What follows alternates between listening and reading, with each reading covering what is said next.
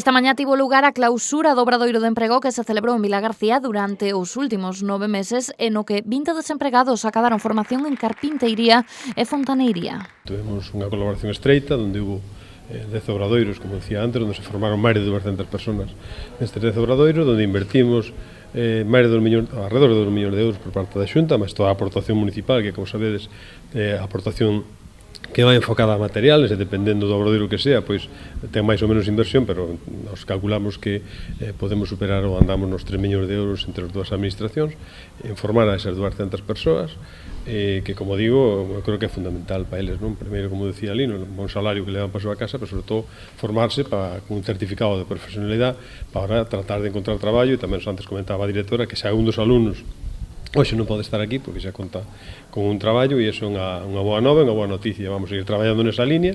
O seu obxectivo último foi a conservación do mobiliario urbano tanto no exterior como no interior das dependencias do concello.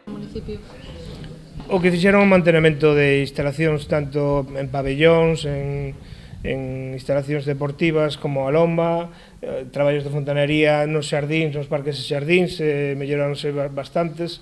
Bueno, axudaron un pouco a complementar, digamos, o traballo que xa fai o propio Concello. Bueno, tamén desa maneira se formaron, digamos, nesas materias concretas.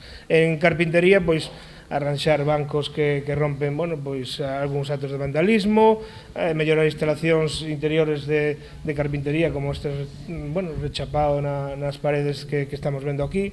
Bueno, son traballos que tanto carpintería como fontanería, de mantenimento en general de instalacións de todos, tanto exteriores como interiores. O Obradoiro Forme 17 favoreceu a un total de 20 desempregados. Esta iniciativa tivo unha duración de 9 meses cun investimento procedente da Administración Autonómica de case 280.000 euros. Todos os participantes percibiron durante a duración do mesmo o salario mínimo interprofesional.